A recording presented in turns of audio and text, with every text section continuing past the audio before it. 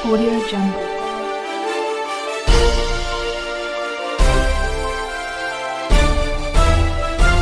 Audio Jungle.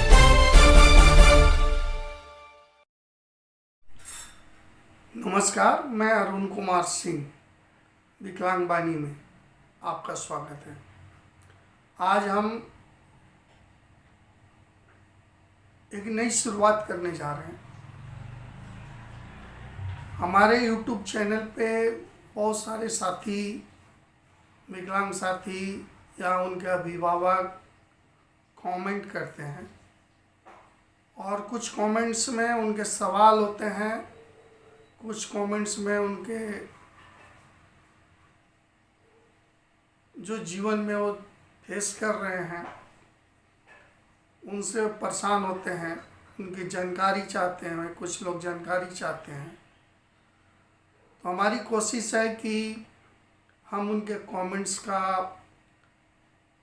जहाँ तक संभव हो जवाब दे सकें, जिससे उन्हें मार्गदर्शन मिल सके और इसका वो लाभ ले सके। हो सकता है सभी कमेंट्स का हम जवाब ना दे पाएँ, लेकिन हमारी कोशिश है कि जहाँ तक हो, मुझे जहाँ तक जानकारी हो उसकी मैं जानकारी देने का प्रयास करूँगा। अगर कुछ कमी रह जाएगी तो आप अगले कमेंट्स में लिख सकते हैं, उस पर मैं सुधार करने का काम करूँगा। क्योंकि ये चैनल जो है, YouTube चैनल है, वो विकलांग जनों के लिए बनाया गया है। मैं भी खुद एक विकलांग व्यक्ति हूँ और बहुत तरह के मुद्दों से संघर्ष कर रहा हूँ, अपने व्यक्तिगत जीवन में भी कर रहा हूँ और सामाजिक स्तर पर भी कर रहा हूँ, विकलांग जनों के साथ भी कर रहा हूँ। सरकार के साथ खिलाफ आवाज़ उठाना, विकलांगों की समस्या को सही प्लेटफॉर्म पे लाना, ये हमारा प्रयास रहता है। तो इसी से संबंधित हमारे कुछ साथी जो वीडियो में कमेंट्स किए थे, उसमें जो पहला कमेंट्स था कदीरुल हुसैन हसन का था। इनका बड़ा निराशाजनक उन्होंने लिखा है कि दिव्यांगों को कुछ मिलता उलता नहीं है, बकवास की बात करते हो। तो भाई सही बात है, जो मिलना चाहिए वो मिलता नहीं है, लेकिन जो मिल रहा है उसे पा लेना चाहिए। आप किस राज्य से हैं मुझे पता नहीं, लेकिन उस राज्य में राज्य सरकार पेंशन देती होगी, राशन की सुविधाएं भी देती होगी। अगर आप पढ़े लिखे हैं तो प्रशिक्षण ले सकते हैं। और इन सब चीज़ों में कहीं दिक्कत आती है, कोई सुझाव चाहिए या मार्गदर्शन चाहिए, तो हम लोग तैयार हैं आपको बताने के लिए। आप फिर लिखिए, उसका जवाब देंगे। दूसरी बात है, आप निराश मत होइए। सरकार के भरोसे बैठने की ज़रूरत नहीं है, आप कुछ करते रहिए। अगर आपको दिक्कत है, समझ नहीं आ रही क्या करना चाहिए, तो इसके लिए भी हम लोग मदद करेंगे। एक भाई साहब हैं बरसु शुभांश हंसरी, इनका कहना है सरकारी नौकरी में क्या है। तो साथी, सरकारी नौकरी में विकलांग व्यक्ति को 4% का रिजर्वेशन है। अभी विकलांगता 21 प्रकार की हो गई है दिव्यांगता अधिकार अधिनियम 2016 के तहत। तो ये नौकरी 4% आरक्षण है। जितने भी सरकारी नियोजन हो, अर्ध सरकारी नियोजन हो, उसमें 4% का आरक्षण सुनिश्चित है। साथ ही जितने भी गरीबी उन्मूलन कार्यक्रम सरकार के द्वारा चलाई जा रही है, उसमें सभी विकलांगों को लाभ मिलेगा। और व्यवसायिक स्तर पर व्यवसायिक शिक्षा और उच्च स्तरीय शिक्षा में 5% रिजर्वेशन की बातें कही गई है। तो अगर कोई और आपको जानकारी चाहिए तो अगले वीडियो में कमेंट करिए, इस वीडियो के साथ भी कर सकते हैं। एक बबलू कुमार जी हैं, पता नहीं कहाँ से हैं, उन्होंने लिखा है कि 28 जून 2024 से पेंशन तक नहीं मिल रही है। क्वार्टर 2 की लिस्ट में नाम तक नहीं है, फर्स्ट में नाम है, अभी क्या करें बताइए, हेल्प कीजिए, राधे राधे। तो बबलू जी, ऐसा है कि आप अपने जिला समाज कल्याण विभाग से मिलिए। आपको जो पेंशन पहले मिल रहा था अभी नहीं मिल रहा, क्यों रुका, क्या डॉक्यूमेंट की कोई दिक्कत हो गई, इन सब चीज़ों को ध्यान में रखते हुए जानकारी प्राप्त कीजिए और सुधार करवाइए। हो सकता है आपका पेंशन शुरू हो जाए और जो बाकी है वो भी मिल सकता है। विकलांगों को पेंशन में नाम सुधीर यूपी, पता नहीं क्या पेंशन से संबंधित जानकारी पूरा इन्होंने लिखा नहीं है सवाल। तो हम चाहेंगे कि आप अपने जिला समाज कल्याण पदाधिकारी कार्यालय से संपर्क करें और इसकी जानकारी उपलब्ध होगी। हर राज्य की बात अलग होती है, प्रक्रिया अलग होती है। एक है योगेश जी, इन्होंने सवाल किया है, संजय गांधी निराधार योजना बाढ़ झाली पाइछे न्याय मिल्लू दावे पीडब्ल्यूडी दिव्यांग न्याय विलू दावे टीट जॉब पीडब्ल्यूडी दिव्यांग न्याय विलू दावे। शायद इन्होंने दूसरे भाषा में लिखे है या कोशिश की है हिंदी में लिखने का, शायद मैं इसको नहीं समझ पा रहा हूँ। तो जहाँ तक मुझे लगता है कि जॉब विकलांगों का बारे में, तो हमने बताया कि 4% रिजर्वेशन है हर एक सरकारी नियोजन में, चाहे भारत सरकार की हो चाहे राज्य सरकार की। वैकेंसी आती है, अप्लाई कीजिए और इसकी प्रक्रिया के तहत इसका लाभ लीजिए। यहाँ पर लालू अंशु हैं, कोई हर विकलांगों को घर को मानता है बिहार में, ये शायद बिहार से हैं। इनका कहना है कि हर विकलांगों को घर हो, सही बात है, हर विकलांग व्यक्ति को घर मिले, हर व्यक्ति को घर मिले, सबका अपना घर हो और सरकार को विकलांगों के प्रति सुगमता उपलब्ध घर उपलब्ध कराने की बात करनी चाहिए। तो हम चाहेंगे कि लालू जी से कि आप बिहार में संगठन है विकलांगों का, उनके संपर्क में आइए, सरकार के साथ मिलकर आवाज़ उठाइए, सरकार के पास ये सारे प्रस्ताव संगठन के माध्यम से रखिए और मिलना चाहिए। ऐसे प्रधानमंत्री आवास योजना के तहत भी देने का प्रावधान है, लेकिन ये सभी को नहीं मिल पाता है। तो ऐसा होना चाहिए, सभी विकलांगों को मिलना चाहिए। हम लोग भी प्रयास करेंगे इस पे कि आवाज़ उठाएं और इस मुद्दे पर बात करें। यहाँ पर आर प्रहलाद कश्यप जी हैं, इनका सवाल है नौकरी में कितना छूट दिया गया, नौकरी में नज़रअंदाज क्यों किया जा रहा है, ऐसा क्यों? तो नौकरी में हमने बताया 4% का रिजर्वेशन है सरकारी नियोजन में, और नज़रअंदाज जहाँ किया जा रहा है वहाँ पकड़िए, आवाज़ उठाने की ज़रूरत है। ये आपका हक है, इसको छीनना पड़ेगा, फ्री का कुछ नहीं मिलता, आपको लड़ के लेना पड़ेगा, आवाज़ उठाना पड़ेगा। तो मजबूती के साथ आपको आवाज़ उठाना होगा।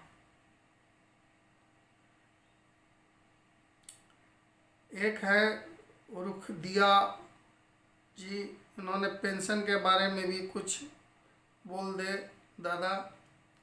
इनका सवाल है कि पेंशन के बारे में भी हम लोग बोले। मेरी प्रयास होगी कि नेक्स्ट मैं जब वीडियो बनाऊंगा तो राज्यवार पेंशन की वीडियो बनाने की पूरी कोशिश करूंगा। हर राज्य में क्या पेंशन मिल रहा, कितना मिल रहा, और क्या ऑनलाइन है तो कैसे आवेदन करें, मैं इस चीज़ पे ध्यान रखता हूँ। विकलांग वाणी चैनल पे कोशिश करूँगा कि राज्यवार वीडियो बनाऊँ पेंशन और अन्य स्कीमों से संबंधित। एक है पुष्पा, इनका सवाल है दिव्या व्यक्ति तो पूरे भारत में सूरत नहीं दिया जाता, दिव्य व्यक्ति को पूरे भारत में सूरत नहीं दिया जाता है, उसके बारे में कहाँ टकर करें, आपके तरफ से संपर्क करें लिखना है तो उन्होंने गलती लिखा है। आपके तरफ से जैसा महाराष्ट्र के व्यक्ति को दिव्यांग व्यक्ति तो दिव्या व्यक्ति को पूरे भारत में, तो इनका सवाल कुछ मुझे समझ नहीं आया, थोड़ा सा मैं कोशिश कर रहा हूँ। इन्होंने सूरत नहीं, उसके बारे में कहाँ तक शिकायत करें, आपके तरफ से जैसा हो महाराष्ट्र के व्यक्ति तो दिव्यांग व्यक्ति को उनका है। अधूरा सवाल है, शायद मुझे समझ नहीं आया, इसके लिए मुझे माफ़ करें। दिनेश कुमार बिहार से हैं, मैं लोन लेना चाहता हूँ, तो लोन लेने के लिए NHFDC के वेबसाइट पे जाइए और वहाँ पूरी जानकारी है। मैं भी एक वीडियो ज़रूर बनाऊँगा कि कैसे आप आवेदन कर सकते हैं और कैसे इसका लोन ले सकते हैं। तो आप ज़िला में भी संपर्क कर सकते हैं अपने जिस ज़िले से हों, और NHFDC के वेबसाइट पर जाइए और वहाँ से आप जानकारी पूरा मिल जाएगा, और या जिला समाज कल्याण विभाग में जाइए। एक हैं तौफीक मुस्तफ़ा जी, इन्होंने मुझे धन्यवाद दिया है, उनको भी धन्यवाद। एक हैं शक्ति पासवान, इनको उन्होंने लिखा है सरकार का नियत साफ नहीं है। तो भैया साफ करने के लिए आवाज़ उठाना पड़ेगा। सरकार तो सोई हुई है, और हम भी सो जाएं तो काम नहीं होगा। देखिए हर वर्ग अपने हक के लिए आवाज़ उठा रहा, दलित वर्ग भी उठा रहा, मजदूर वर्ग भी उठा रहा, महिला वर्ग भी उठा रहा, जातिगत आधारित संगठन भी उठा रहा, व्यापारी वर्ग भी अपनी आवाज़ उठाती है। हमें भी संगठित होकर अपनी आवाज़ को उठाना है, तभी सुनेगी, नहीं तो सरकार तो सोई रहती है, उससे क्या मतलब है।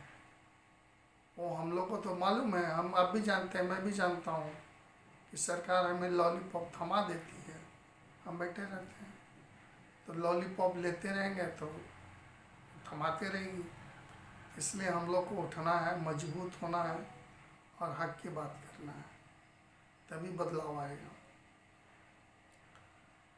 संजय जी हैं, सानिया खान हैं, जब दिव्यांग के लिए कोई आर्थिक सहायता नहीं है तो सुगमता से क्या फ़ायदा। देखिए सुगमता अलग विषय है, आर्थिक मुद्दे अलग है। सुगमता का मतलब है पहुंच। हम कहीं आने जाने की सुगमता हो, कहीं घूमने की सुगमता हो। अगर हमारे पास खाली पैसा ही हो और सुगमता ना हो तो भी दिक्कत है। तो सुगमता एक अलग विषय है, उसमें बदलाव होने की ज़रूरत है पूरे देश के अंदर, हर जगह, अपने घर से लेके सरकारी कार्यालय तक। और आर्थिक स्थिति अलग है, हर विकलांग व्यक्ति को आर्थिक मजबूत होना चाहिए, सरकार को भी इस पर भी ध्यान देना चाहिए। और हम जैसे विकलांग व्यक्तियों को भी इस पर जागरूक होना चाहिए। हमें आर्थिक मजबूत होना है, हमें भी प्रॉपर्टी खरीदनी है, हमारे पास भी गाड़ी हो, हमारे पास भी पैसा हो, ये होना पड़ेगा। और ये कमाना भी पड़ेगा, कोई दे देगा बैठे बैठे तो नहीं चलेगा, इसे हम लोगों को कमाना नहीं पड़ेगा।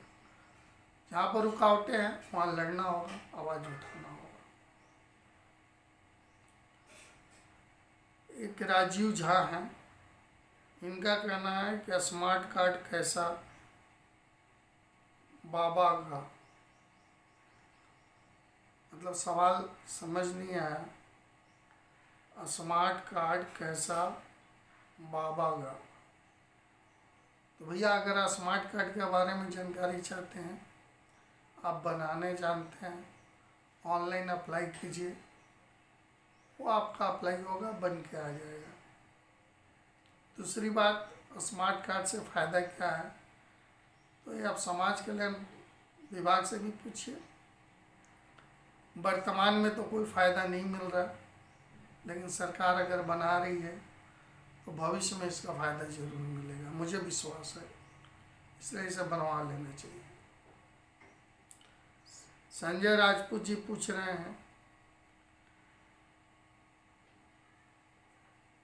पाली का ब्लॉक संडे हरदोई से एसडीएम का धोखा दे रहा है।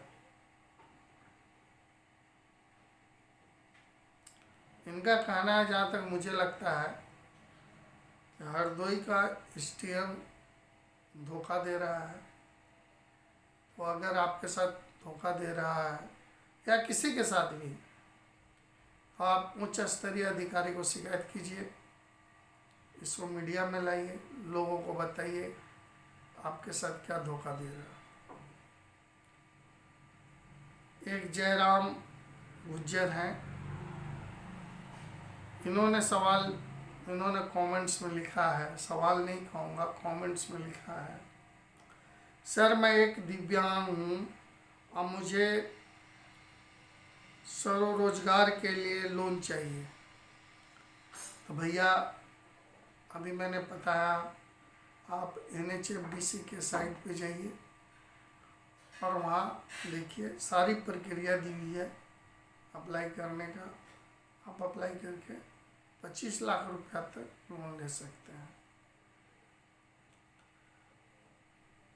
एक कुमार शिवनंदन है, उनका कहना 60% से अधिक वाले का निम्नतम मजदूरी पेंशन के रूप में मिलना चाहिए। इनका कहना है कि 60% जिसकी विकलांगता है, 60% से अधिक वाले को एक न्यूनतम मजदूरी पेंशन के रूप में मिलना चाहिए। सही है, आपका सुझाव है, आप इस पर सरकार को चिट्ठी लिखिए, क्योंकि सरकार लेकिन सोचेगी, विचार करेगी। लेकिन मेरा मानना है कि विकलांगता के आधार पर मजदूरी नहीं, काम दीजिए, उनको रोजगार मिले विकलांग व्यक्ति को, और वो आय कर सके, वो बेरोजगार ना रहे। उनकी शिक्षा और उनकी योग्यता को ध्यान में देते हुए सभी विकलांगों को मैं नहीं कहता एक दो विकलांग, जो पढ़े लिखे हैं ना पढ़े, सभी विकलांगों को किसी न किसी काम में जोड़ा जाए। क्योंकि पेंशन एक थोड़ा सा क्षतिपूर्ति के रूप में हो सकता है, लेकिन जीवन जीने के लिए उतना सरकार शायद कभी ना दे। तो मेरा जहाँ तक मानना है कि काम मिले और काम के बदले पूरा दाम मिले। आपने देखा होगा मनरेगा 180 दिनों का रोजगार कम से कम, ये योजना सरकार में आई थी, अभी भी चल रही है। तो काम नहीं मिला तो बेरोजगारी भत्ता मिलता था। तो उसी तरह विकलांग व्यक्ति को काम दे, और काम ना है तब बेरोजगारी भत्ता दे। इस तरह की सोच मैं भी रखता हूँ, और आपका सुझाव एक तरह से सही है। थोड़ा सुधार करके सरकारी इस पर सोच सकना चाहिए। लेंद्र कुमार हैं, इन्होंने सुझाव दिया है दिव्यांग का आचरण संख्या के अनुरूप आरक्षण, आचरण नहीं आरक्षण, दिव्यांगों का आरक्षण संख्या के अनुरूप बहुत कम है। इस बारे में 10% करना चाहिए। हर दिव्यांगों को रोजगार एवं पेंशन की तो बात सही है। जनसंख्या के आधार पे, संख्या के आधार पे आरक्षण सुनिश्चित होना चाहिए और विकलांगों को रोजगार मिलना चाहिए। इस पर भी आवाज़ उठाने की ज़रूरत है। हमारी सही संख्या, हमारा सही जनसंख्या कितना है पूरे देश में, ये अभी तक सरकार 2011 के बाद गणना नहीं करा पाई है।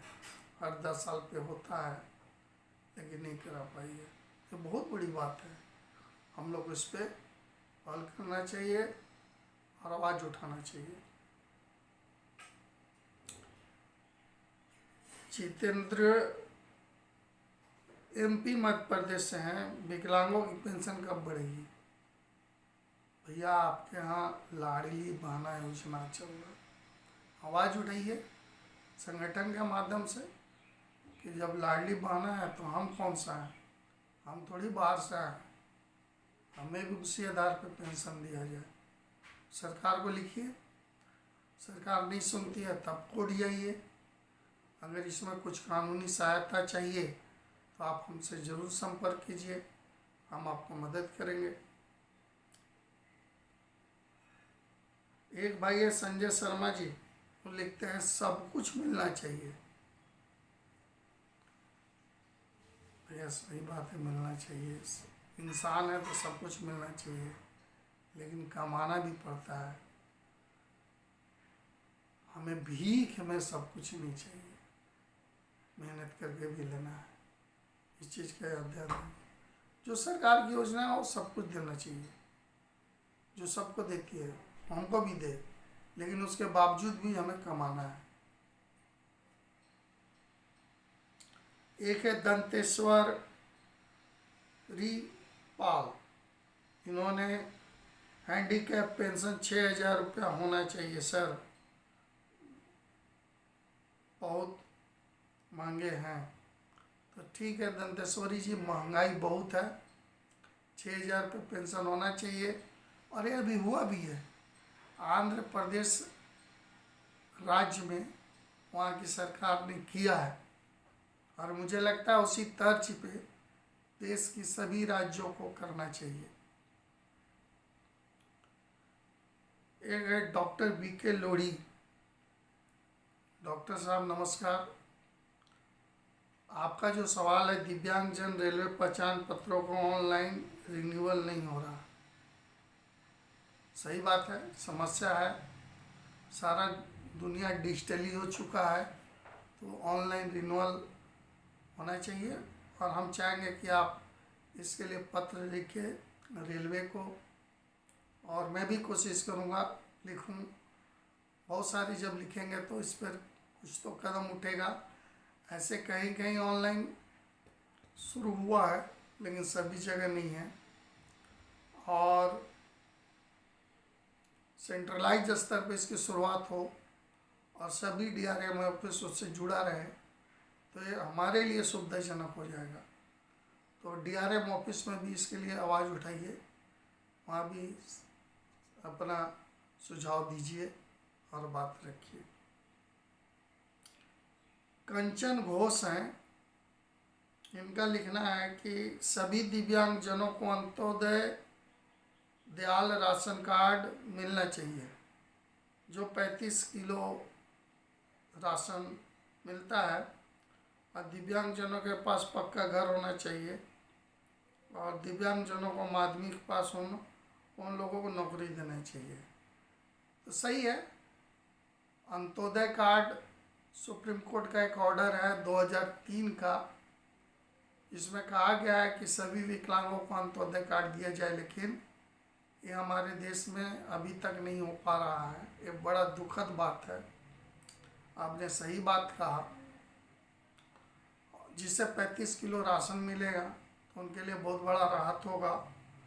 और पक्का घर के साथ सुगम घर हो, उसमें टॉयलेट बढ़िया बना हो कि मतलब अगर विकलांग व्यक्ति व्हील चेयर भी यूज करता हो तो टॉयलेट आसानी से जा सके।